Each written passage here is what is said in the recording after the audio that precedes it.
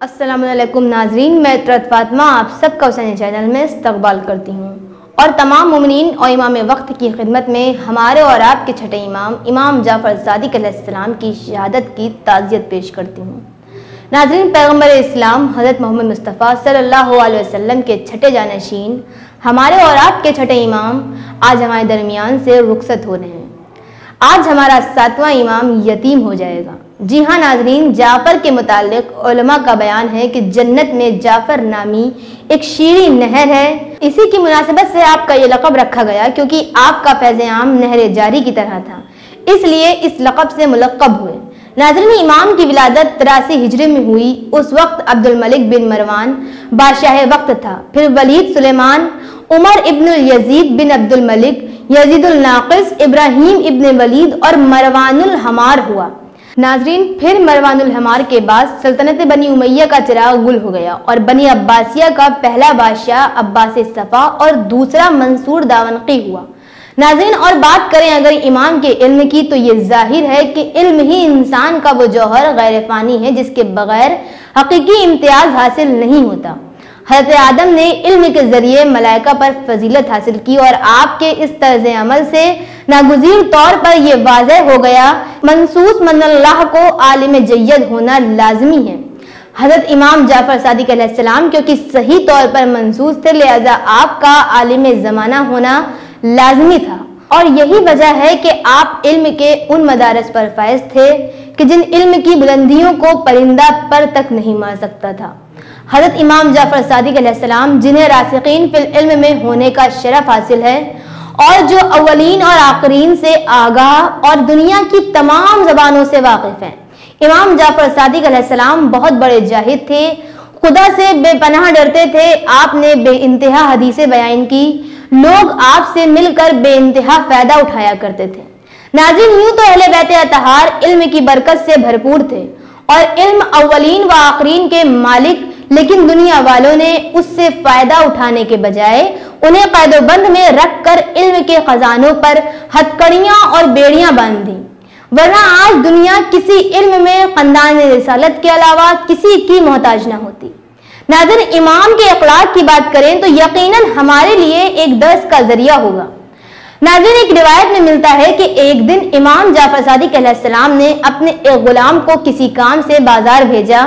جب اس کی واپسی میں بہت دیر ہو گئی تو آپ اس کو تلاش کرنے کے لیے نکل آئے تو آپ نے دیکھا کہ وہ ایک جگہ لیٹا ہوا ہے اور سو رہا ہے۔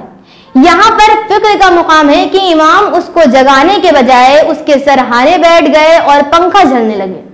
جب وہ بیدار ہوا تو آپ نے فرمایا کہ دیکھو، یہ طریقہ اچھا نہیں ہے، رات سونے کے لیے ہے اور دن کام کاج کے لیے۔ آگے سے اس بات کا خیال رکھنا اور آئندہ ایسا نہ کرنا۔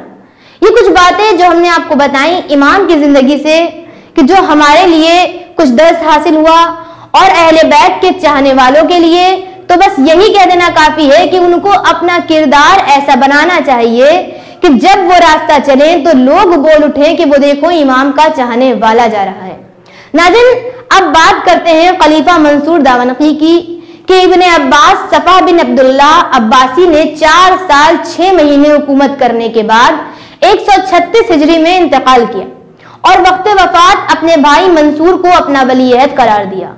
جسٹس امیر علی بیان کرتے ہیں کہ منصور بنی عباسی کا وہ بادشاہ تھا کہ جس کی عاقبت اور دوربینی سے اس کے خاندان کو اتنا قیام اور اس قدر اقتدار حاصل ہوا کہ اس کی دنیاوی سلطنت جانے کے بعد بھی ایک عرصے تک خاندانی وقار باقی رہا۔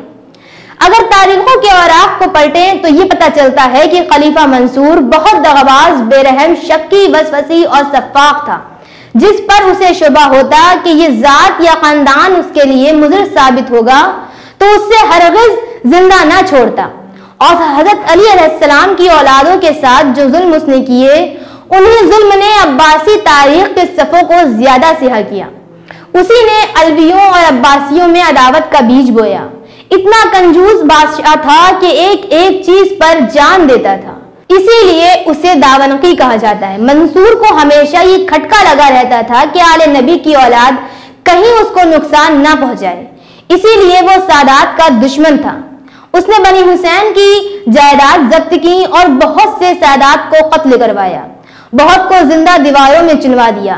امام مالک کو اس لیے تازیانے لگوائے کیونکہ انہوں نے ایک وقت میں سادات کی حمایت کی تھی۔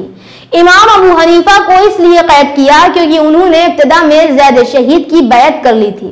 خلیفہ منصور کے زمانے میں بہت سے سادات قتل ہوئے اور بہت سے قید خانوں میں سڑ گئے۔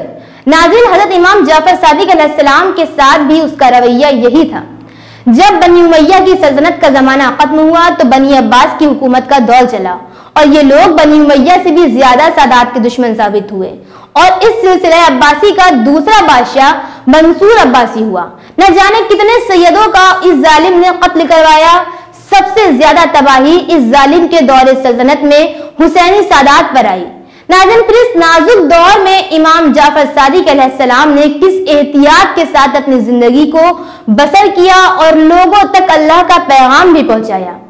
امام کی زندگی کس دور سے گزر رہی تھی کہ خلیفہ منصور عباسی اس طاق میں تھا اور بہانہ تلاش کر رہا تھا کہ کس طرح سے وہ امام کو قتل کروا دے۔ جب وہ اپنے تمام منصوبوں میں ناکامیاب رہا تو اس نے سوالۂ افراد جو کچھ پہچانتے ہی نہیں تھے، کچھ جانتے ہی نہیں تھے، ان لوگوں کو تلاش کیا اور دولت دے کر ان کو اس پر راضی کر لیا کہ جب امام جعفر صادق علیہ السلام کی طرف اشارہ کیا جائے تو انہیں قتل کر دے۔ پورا منصوبہ بنانے کے بعد رات کے وقت حضرت امام جعفر صادق علیہ السلام کو بلایا گیا۔ آپ تشریف لائے، حکم ہوا کہ اپنی تلواریں نکال لی جائیں۔ امام دربار میں داخل ہو رہے تھے، ان لوگوں کی نظر جب آپ پر پڑی تو تلواریں لیے ہوئے کھڑے وہ سب کے سب نے اپنی تلواریں پھینک کر امام کے قدموں پہ گر پڑے۔ اس کے بعد امام وہاں سے چلے گئے۔ امام کے چلے جانے کے بعد ان لوگوں سے پوچھا گیا کہ تم نے خلاف ورزی کیوں کی اور انہیں قتل کیوں نہیں کیا؟ انہوں نے جواب دیا کہ وہ امام زمانہ ہیں جو ہماری ہر روز قبرگیری کرتے ہیں، ہماری پرورش اپنے بچوں کی طرح کرتے ہیں۔ یہ سن کر خلیفہ ڈر گیا تھا اور اسے خیال ہوا کہ یہ لوگ کہیں اس کو ہی نہ قتل کر دیں، اس لیے اس نے رات میں ہی ان لوگوں کو روانہ کر دیا اور پھر امام کو زہر سے شہید کرا دیا۔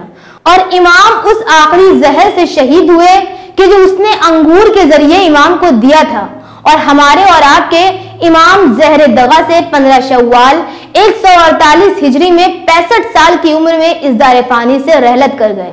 ناظرین، اسی کے ساتھ مجھ کو دیجیے اجازت، آپ سے پھر ملاقات ہوگی۔ السلام علیکم، خدا حافظ۔